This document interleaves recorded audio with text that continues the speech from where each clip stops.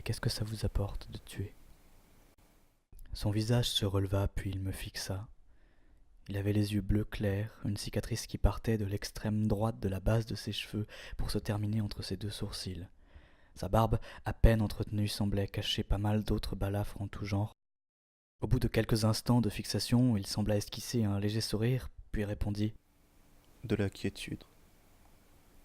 Vous savez, j'ai toujours appris que l'équilibre est dans la nature. Alors, si la femme est capable de créer la vie, c'est que, pour garder cet équilibre, l'homme se doit de la retirer. » Elle semblait serein, convaincu qu'il m'apportait là une preuve scientifique. Je me devais de le questionner plus longtemps. Pendant ma prise de notes, avant que je n'aie le temps de poser une nouvelle question, il rétorqua Vous écrivez pour quel canard ? Je ne sais pas encore. J'écris des articles à titre personnel pour les proposer à différents journaux et voir qui sera le plus offrant. Hmm. Si aucun ne m'offre assez, je le publie sur mon site. Je suis journaliste indépendant. Ma réponse sembla le laisser perplexe. Bon, écoutez, si vous répondez à toutes mes questions, je répondrai ensuite à tous vos questionnements. Pouvons-nous continuer ? Allez-y, mais ne traînez pas.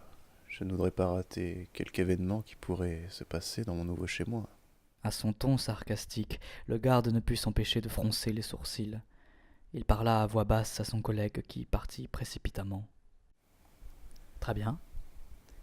Combien avez-vous tué de personnes ? Officiellement, 7 personnes. Vous voulez dire qu'en réalité, le nombre est plus élevé que 7 ? Peut-être que j'ai pris la vie à plus de personnes, peut-être à moins. Vous savez, les versions officielles sont présentes pour ne pas devoir chercher plus longtemps la vérité. Et donc les versions officieuses. Il faut laisser les gens rêver, imaginer. Sinon, où serait le plaisir ? De quoi parlerait-il à la machine à café quand il n'y a pas de sport ? Laissez les gens rêver, monsieur Padazrini. D'un coup, je me raidis. Comment connaissait-il mon nom, sachant que je ne lui avais donné que mon prénom ? Comme s'il pouvait lire dans mes pensées, il répondit à mon questionnement intérieur. Vous savez, pour faire plusieurs meurtres avant d'être arrêté, il faut avoir de l'intelligence, de l'observation et de la déduction.